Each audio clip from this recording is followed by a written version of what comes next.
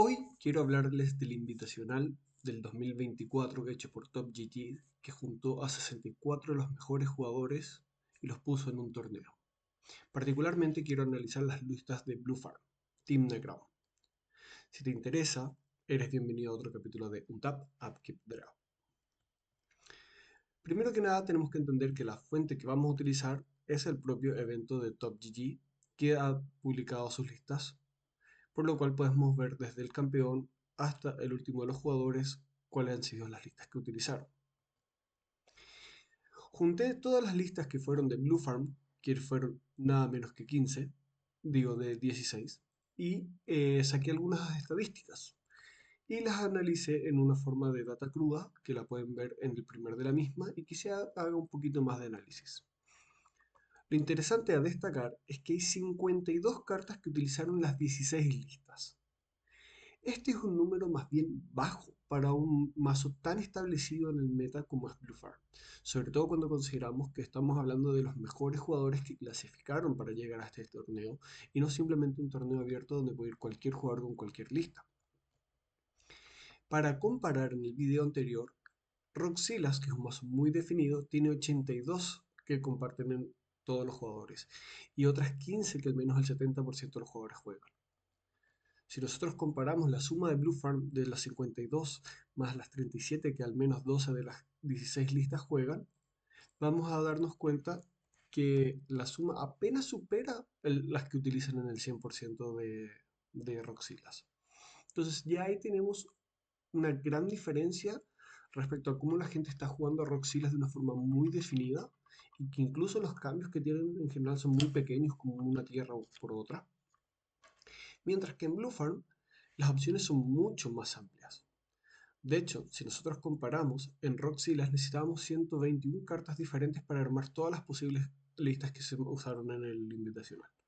En cambio, para nosotros ver todas las opciones que hay para Team Necrown, todas las cartas únicas que necesitamos para armar cualquiera de estas listas, son 171, notablemente más.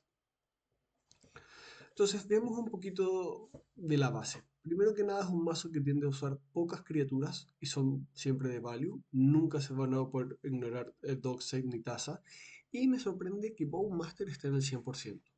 Si bien considero que es una excelente criatura y yo personalmente la jugaría siempre, me sorprende aún que esté en todas las listas y ni siquiera haya una sola lista que no lo juegue. En conjuros tenemos tutores y en instantáneos tenemos principalmente formas de interacción, formas de rituales y algunos de los mejores tutores como Vampiric Tutor. Pero también cabe destacar que tenemos la línea de Underworld Bridge en el 100% de los mazos, que es esperable en Blue Farm. Y por supuesto, no puedo dejar de mencionar que no tenemos en todas las listas consulta. Demonic Consultation, que está en la mayoría de las listas, no está en todas, que se utiliza con tasa, ¿verdad? Sí, así tenemos Tainted Pack que siempre es un poco más seguro y controlado. Y esto creo que responde a que algún jugador dijo, ¿sabes qué? No me gusta hacer un Demonic Consultation y tirarme a ciegas a buscar una interacción de ser necesario. Entonces es una carta que se siente muerta a veces en la mano. Porque, por ejemplo, yo puedo decir Flusterstone para ganar una guerra de counters con alguien que está intentando ganar. Y cuando utilizo el Demonic Consultation resulta ser que me exilio la taza, me exilio el Underworld Bridge y me exilio Brain Freeze y de repente digo, bueno, ahora ya no tengo forma de ganar. Entonces, creo que responde un poco a eso. El resto del pack, por supuesto, es lo que esperamos, rituales e interacción. Es un mazo que tiende a jugar muchas rocas de artefacto, pero no así tantas como para asegurarse en el 100% del Mox Opal, que está en la mayoría de las listas, pero no están todas. Y solamente hay 18 tierras en las que están de acuerdo, pero creo que esto es unanimidad porque la verdad es que hay siempre más tierras que complementan. Como sugerencia, como línea base, yo utilizaría la suma de todo el main con todo el cyborg como punto de inicio. Y desde ahí agregaría las cartas que creo para considerar y quizás modificaría algunas pocas. Quiero destacar también que no todas las listas jugaron Ad Nauseam, pero realmente creo que fueron todas menos uno, así que es prácticamente una auto-include de Blue Farm y es parte de la identidad del mazo. En el Cyborg, como decía anteriormente, tenemos todavía varias tierras. Concretamente estoy viendo 7 tierras más. 1, 2, 3, 4, 5, 6, 7, sí. 7 tierras más. Las 18 que ya son al menos 25 que comparten la mayoría. Y ya estamos acercándonos al número de tierras que utiliza el mazo habitualmente. Mox Opal para más formas de maná. Tutores e interacción. Y creo que lo más interesante viene aquí, que es el paquete de criaturas. Blue Farm es un mazo que suele jugar pocas criaturas, pero definitivamente juegan más criaturas que 3, ¿verdad? Sobre todo considerando que Tasa básicamente no es una criatura. Y suele estar alrededor de las 12 a 15 criaturas. Nos tenemos clones como Mockingbird y Phantasmal Image, que en este momento no lo estoy viendo, de hecho. Mockingbird, que es una nueva inclusión, porque suele venir de un Captain Ranger of Eos. Gran Abolisher suele ser una de las criaturas importantes del mazo. El Capitán Ranger of Eos, por supuesto. Y el Simian Spirit Guide son para mí staples del mazo. Después hay varias otras que se pueden discutir, que te pueden gustar más, como Ragavan, que creo que en este meta donde había muchos Roxylas es muy bueno. O Esper Sentinel, que puede ser una forma de robar de forma muy eficiente desde turnos temprano. Pero esas ya son cartas que por alguna u otra razón te pueden gustar más o menos. Entre cosas a destacar, creo que Pyro y Red Elemental Blast, aunque tienen la sutil diferencia entre ellas, creo que realmente las dos son excelentes en el meta actual, donde el azul es el color más importante y más jugado del meta, y es casi impensable una guerra de counters sin interacción azul. Rituales, más efectos de silencio, más formas de interacción. Born Upon a Wind es una carta muy interesante porque ha entrado en el meta y ha generado esta posibilidad de ganar en respuesta que creo que es sumamente importante y creo que le está dando mucha identidad al color Grixis de decir, bueno, si las condiciones no están para yo poder ganar, lo que hago es esperar y aguantar para tratar de ganar en respuesta que alguien más ponga presión. Y así obligar a los mazos que tienen que ganar a velocidad conjuro a tratar de hacer su jugada y ganar en respuesta a las mismas o perder aún más ventaja frente a los otros jugadores. Asimismo, también permite pasar desapercibido, como decir, bueno, sabes que intenté hacer algo, yo fracasé o mi mano no le faltó algo que esperaba robar como una tierra, por decir, y pasar desapercibido y hacer el setup o bien el intento de victoria en respuesta o antes de tu turno. Así que Born Upon a Win creo que es muy muy interesante. Bueno, tenemos más rituales de maná, tenemos tutores. Final Fortune. Esta nuevamente es una carta que todavía no está totalmente como stable del mazo, pero yo la aprecio muchísimo. La razón número uno de por qué me gusta tanto esta carta es porque te permite hacer muy cómodamente un Ad Nauseam de main phase en tu turno, como conjuro, y luego simplemente desde un Rite of Flame sacar un Final Fortune para de esta forma recuperar casi todo tu mana que no hayas gastado en rituales como Mana Vault o Dark Ritual y contar con tus tierras y todo tu maná para ir ya por el combo decisivo después de haber elegido tus 7 mejores cartas. Final Fortune para mí una excelente carta. ¿Por qué Final Fortune y no los otros dos? Porque el hecho de que sea instantáneo también te permite buscar una oportunidad de victoria entre medio de turnos de un jugador que iba a tratar de hacer la victoria y fracasó o lo detuvieron, lo que sea, y aprovechar ese momento donde los jugadores están desgastados y tapeados para tratar de ir a la victoria entre medio de turnos. O bien cuando hay algún jugador con, por ejemplo, una pieza de stacks muere, entonces tú puedes buscar con Final Fortune esa brecha, esa ventana que se abrió por un momento para tratar de ganar entre medio. Por eso Final Fortune al ser instantáneo es un poco mejor que los otros dos. Gran Abolisher yo no puedo conseguir que no lo tenga en todos los mazos. Es un efecto de silencio que te puede permitir ser incluso un attacker con Timna. Y es una de las formas de silencio que la puedo jugar este turno, pasar, no le doy la partida a otros como puede ser con Teferi y me permite después ir por una victoria protegida. Luego de una forma de RAM que entiendo que no esté en todos los mazos. Intuición es otra parte, identidad del mazo. Me cuesta entender que haya alguien que no lo esté jugando. Supongo que tiene que ser la misma persona que no juega Seven's Reclamation.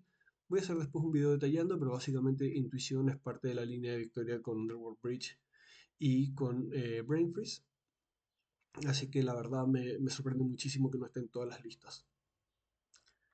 Menoric Betrayal, esta es una carta que tiene un sabor un poco agridulce porque es brutal lo que hace en late game, pero muchas veces en early game se siente incómodo, es una carta que cuesta 3 cuando la sacas de un ad nauseam generalmente no es lo que estás buscando, no es lo que te sirve. Entonces es una carta que es muy mala en el inicio, pero puede ser one card combo o one card win de cierta forma en el mid late game, lo cual siempre es muy valioso. Necropotencia, esta es una forma mucho más turbo, mucho más parecida a Roxylas de jugar. Usualmente los Team Ground, ¿verdad? El Blue Farm no depende de la necropotencia porque a diferencia de Roxylas es un poquitito más lento, no mucho más lento, pero también tiene los comandantes que te permiten ser fuente de robo sin depender de estas cartas que son tal all-in y bueno, de cierta forma te merman el estilo de juego a mediano o largo plazo y ya tenemos Ad Nauseam en ese rol. Por supuesto, redundar en este tipo de efectos para muchos puede ser un objetivo y es súper válido. Creo que hay formas de jugarlo más rápido y más lento el mazo y creo que eso explica también por qué hay tanta varianza entre la cantidad de cartas que tienen. Opposition Agent, nuevamente está en la mayoría de las listas. Esto es una forma de poder interactuar, pero también de ganar mucho valor de un tutor ajeno, lo cual siempre es muy valioso. Simian Spirit Guide básicamente es otro ritual. Ruedas, no todos los mazos están queriendo jugar ruedas porque el peligro de jugar una rueda es yo alimento mucho el cementerio de los oponentes. Y alimentar el cementerio de un oponente que después del turno siguiente te puede jugar roca, roca, un Underworld Breach o alguna forma de eso, significa poder perder de la nada. Smothering Tide es una carta de value acumulado. A mí me encanta, pero entiendo que un CMC 4 no sirve ni pre, ni, o sea, no sirve de post ad nauseam, duele mucho en ad nauseam y suele ser una carta de pago 4 paso y no hizo nada en ese turno. Entonces tener que responder toda una ronda antes de poder sacar realmente ventaja en un metagame donde es tan rápido, es difícil que tenga el espacio asegurado en todos los mazos. Aún así son todas estas cartas que se vieron en el 75 o más por ciento de los mazos, ¿verdad? En 12 de los 16. Y bueno, aquí hemos visto todos los que son las cartas que se utilizaron, cada cuantas, hasta el número 12. Y aquí empiezan a llamar algunas la atención. Cyclonic Rift fue jugada solamente en 10 de los mazos, un poquito más de la mitad todavía. Este es un board wipe, de cierta forma, que en un meta donde sabías que iban a haber muchos Roxylas, entiendo que haya caído en desuso, porque no esperas muchas partidas que vayan a llegar a un punto donde tienes 7 de maná para reiniciar la mesa, donde normalmente tampoco hay muchas piezas en la mesa que te molesten, dado que Roxylas tiende a jugar muchas rocas de maná y muy pocas cosas como stacks que te vayan a interrumpir tu propio juego.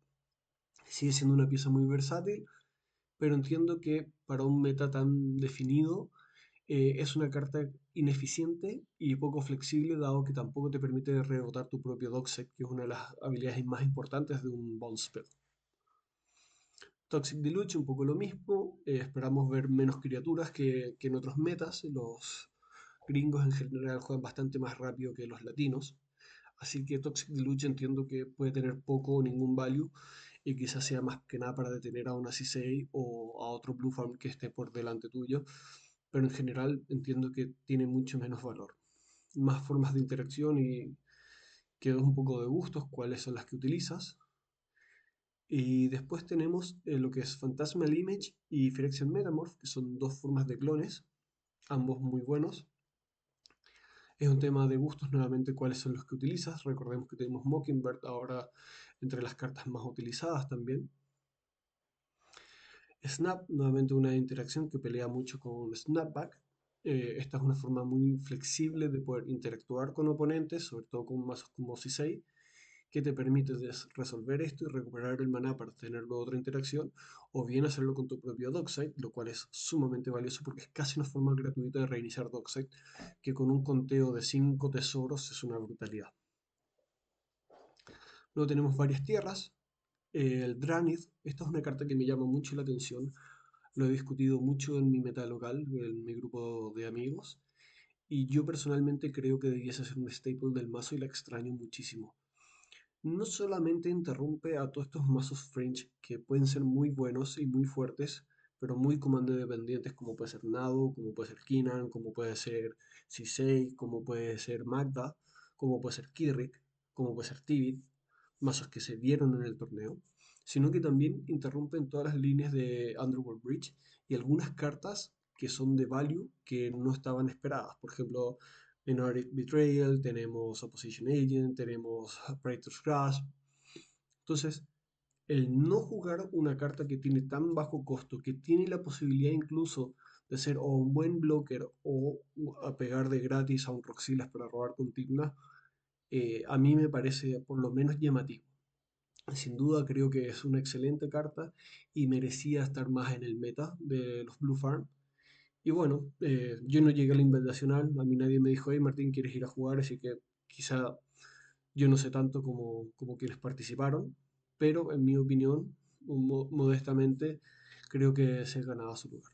De hecho, creo que incluso cuando tienes la oportunidad de jugarlo turno uno antes que los Rockzilas, el interrumpir Rock significa cortarle unas 10 cartas al mazo de los Rockzilas, que siempre les duele y si lo sacrificaron por mana y lo quieren volver a utilizar por cualquier motivo, sigue siendo una carta que les interrumpe el proceso. Además, siendo Roxila es un mazo que tiene muy poca interacción para sacarse piezas stacks de la mesa. El Poliwag a mí personalmente me parece bien que no esté. Lo vi, me emocionó mucho, lo probé y me parece que tiene un escenario ideal para ser excelente, que sería jugarlo, jugar al siguiente turno Timna y al siguiente turno Crown, evolucionarlo dos veces y luego que cualquier hechizo de coste 2 o menos te dé robo, lo cual es brutal, pero te saca la posibilidad de ganar con tasa consulta frente a cualquier hechizo que juegue un oponente y te obliga a robar este sin biblioteca. Pero lo que realmente es terrible y es muchísimo peor es que el patrón de juego para poder evolucionarlo dos veces es un patrón de juego al cual no quieres llegar usualmente. Es decir, yo no quiero pasar 3 rondas preparando motores de robo, por más que me roben mucho, solamente para justificar que esta carta sea excelente. Es decir, 3 rondas completas fueron 2 o 3 oportunidades que tuvieron los Roxilas de ganar, o tiempo que le di al Nado a desarrollarse para explotar brutalmente, o si sé que se queda lista para hacer su línea de combo. Son cosas que finalmente pesan mucho. Y peor aún, si esto me sale en mid-game, cuando yo hago un robo por Timna, y ya no tengo Timna para jugarla, es una carta que evoluciona muy poco y entonces me va a dar muy poco robo porque son algunas rocas de maná que normalmente ya se jugaron y si sale alguna es porque se robó recientemente. Pacto de negación y poca cosa más. Entonces no me es muy interesante esta el mid-game tampoco. Así que el Poliwag yo lo tenía muy alto y creo que ha bajado muchísimo en mi apreciación de la carta y creo que valía la pena destacarlo. Vale, Flood Color, esta es una carta que ahora todos los Roxilas están de acuerdo en utilizarla. Yo la he estado probando en la versión de Roxilas que estoy jugando y me parece que es brutal. O sea, permite hacer algunas líneas de combo, permite sacar value en el fin antes de tu turno, permite hacer jugadas inesperadas como una vez que resuelves la brecha, eh, hacer básicamente cualquier cosa excepto la tasa. Entonces me parece excelente. Realmente mi estima de esta carta aumentó muchísimo. Y en Roxylas, que sé que no es Blue Farm, pero lo quiero aprovechar a mencionar, tiene un valor adicional, que es la habilidad que nadie lee, que es que se enderece y gana más uno. Con el Paradise Mantle lo puedes equipar y cualquier hechizo de no criatura que casteas te lo enderece y por ende giras mana con este como un Birds of Paradise que se resetea constantemente y genera una cantidad de mana de color que tú quieras, brutal. Así que excelente. Copy Artifact, value per value, no es como una pieza de combo como en algunos otros mazos, pero sigue siendo una buena carta.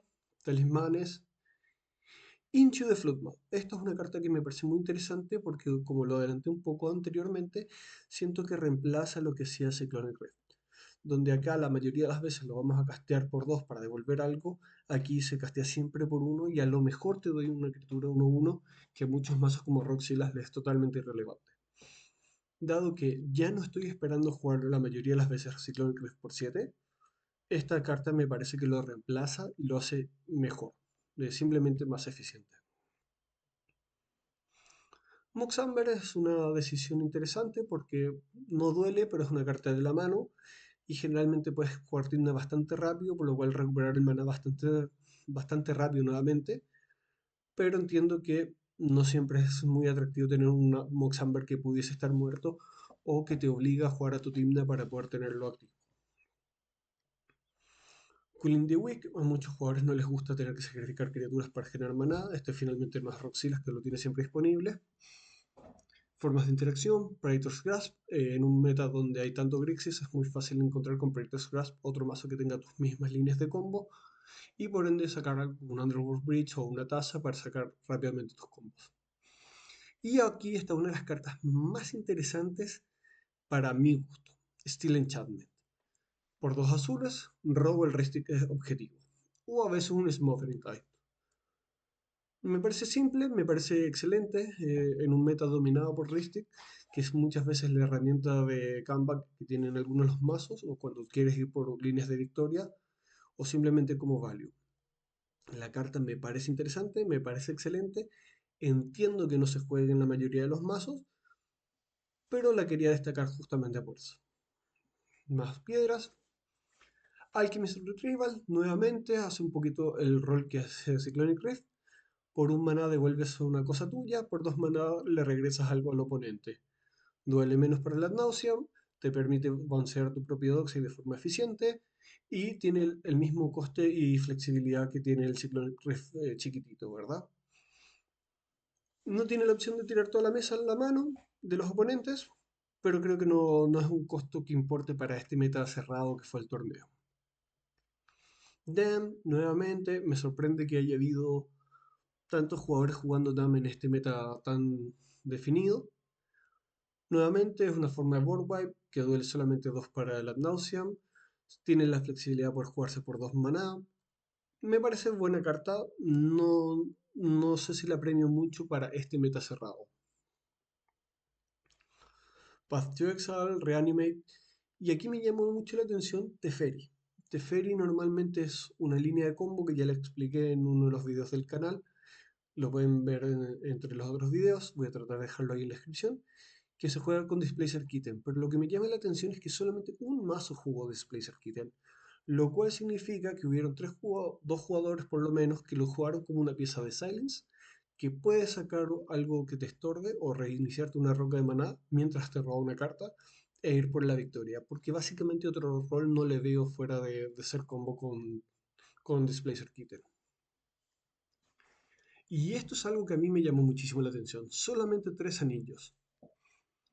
Determinaron que el meta es tan rápido que el anillo único no es suficientemente bueno. Y eso me parece sumamente interesante de analizar. Team Necrom no está jugando anillo en la mayoría porque esperaban un meta demasiado rápido. Sumamente importante. Angel's Grace, muy simpático. Con Ad Nauseam te permite robar directamente todo el mazo y no preocuparte por el tema de vidas. Muy interesante. Y después tenemos Kil'jaeden Nightmare. Esto hace un loop infinito con Dockside y con Bowmaster. Así que si tienes 4 más tesoros, puedes bouncearte los uno y otro infinitamente. Pero además creo que sigue siendo una excelente pieza de value, reutilizable con un Dockside y cualquier otra criatura. Sin ser infinito puede darte mucho value y te permite recuperar otras piezas que pueden simplemente ser por value, como un Captain Rangers Anfibios, que lo puedes haber destruido para que no hagan Roxilas. Luego te toca y lo reanimas con esto y puedes ir por tu propia victoria, por darte un ejemplo. Copy Enchantment es un poco lo mismo que Steel Enchantment. Entra en la categoría de vamos a copiar los rísticos y quizá un Smothering Tide. Me parece bien, me parece interesante. Considero que es mucho más débil porque si tú la ves en tu mano inicial y dices esto va a copiarme un réstico y no llega un réstico, te quedas con una carta que no te ayuda para nada, también duele 3, depende siempre de que haya desarrollo en la mesa, nunca quieres tampoco que tu oponente esté robando con Rístico para tú copiarlo y hayan dos Rísticos que tengan que pagar. Es decir, es muy buena la carta, pero al ser tan dependiente de que ya haya otro Rístico en la mesa, empeora muchísimo. Yo la probé, me gustó, pero tampoco es una cosa que la puedo decir como que define. Curse Totem me llama mucho la atención en un meta que el verde es tan débil y los manador están extintos por el Bowmaster.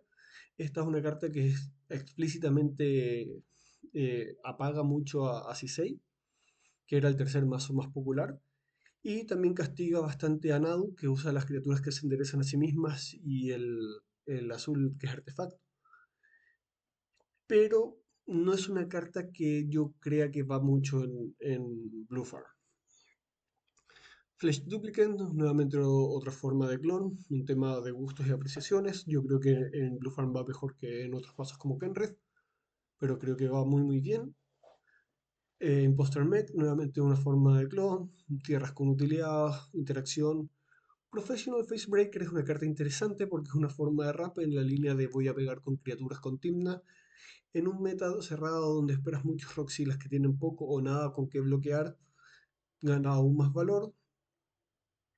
Poder sacrificar los tesoros para conseguir ventaja de cartas también es muy interesante y muy versátil. Pero un costo 3 para no hacer nada en ese mismo turno, que te cuesta también lo mismo que cuesta Timna, por lo cual de cierta forma compiten un poco por cuál va a entrar primero. Entiendo que no es para cualquier mazo y que requiere un poquito de efecto snowball, ¿verdad? Tener más criaturas para asegurarse que uno pegue, qué sé yo. Pero siempre en juego es una excelente carta. El tema es el costo-beneficio para poder lograr meterlo en curva en early y en mid game, ¿verdad? Return the Favor. Esta es una carta que me llama muchísimo la atención. Supongo que te permite hacer cosas como copiar counters para poder contrarrestar cosas. Por costo 3 puede tener alguna otra utilidad que en este momento no se me ocurre directamente, pero utilidades varias como cambiar el objetivo de un orco, pero pagando 3 no me parece tan interesante. Copiar hechizos oponentes por 3 de maná también puede ser muy interesante. Copiar un Ad Nauseam de otro mazo, habiendo Roxilas y Timne que eran la mitad del torneo básicamente. Entiendo que tiene muchísimo valor. Nuevamente, una carta que requiere otra para que sea buena, que la esté jugando un oponente generalmente y con un coste 3, me parece un coste alto y no me convence. Me parece que se puede probar y ver qué tal resulta. Más piedras, más rocas y tenemos Tishana's Type. Esta es una carta muy interesante porque apaga a Nadu.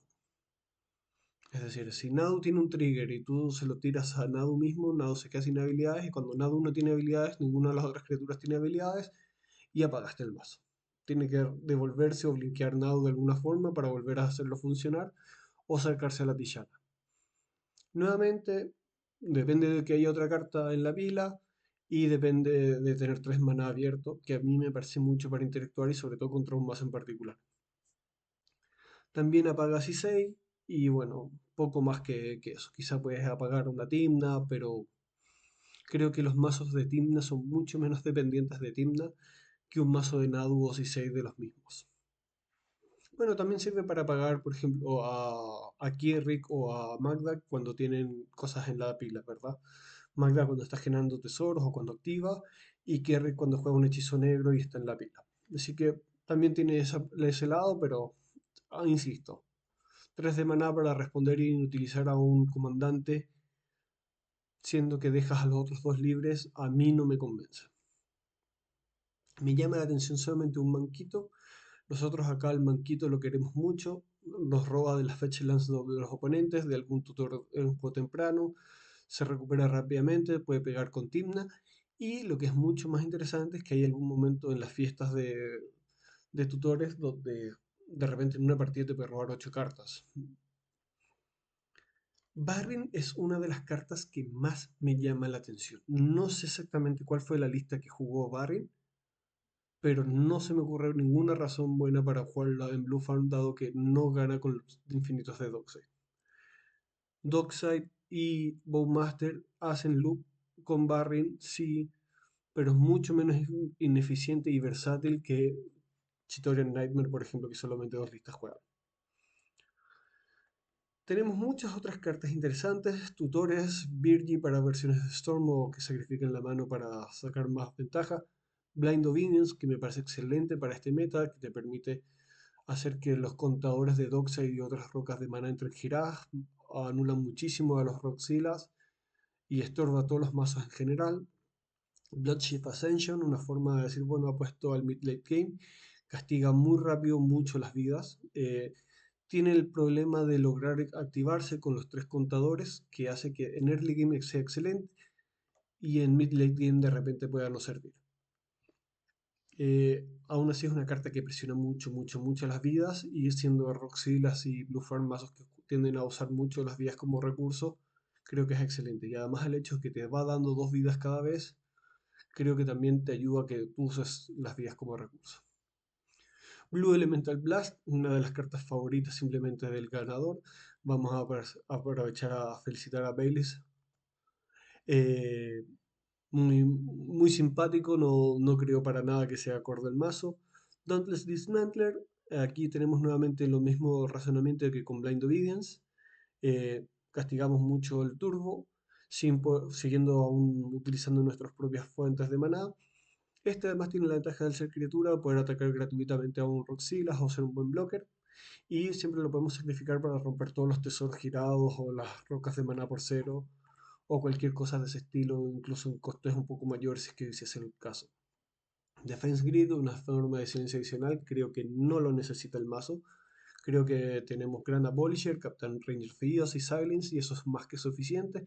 Y si quieres, le puedes jugar, agregarte Fairy. Y si quieres, pues buscar incluso el Abolisher que cuesta 4, que también es criatura y genera tokens al atacar. Me parece que Defense Grid no es necesario teniendo el color blanco, ¿verdad? En Roxylas, por supuesto, me parece excelente. Del Ney, una carta que yo le tengo mucho hype.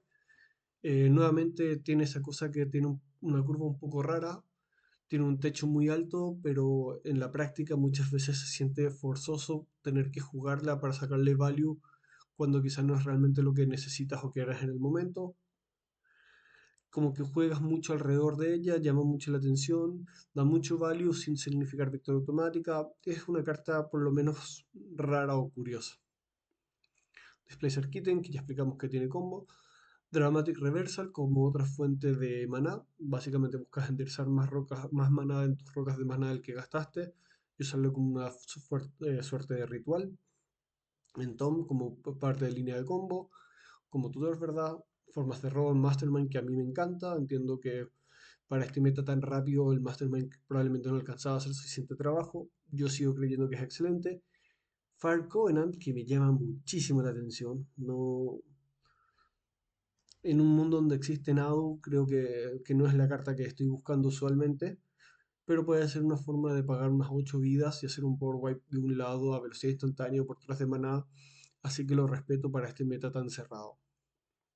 Solamente un Blue Monolith como una de las formas de maná pre y post Nauseam es muy buena. Lavinia, que es una forma de stacks. Lindon's Ball es una carta muy curiosa, es básicamente un tutor instantáneo por 2.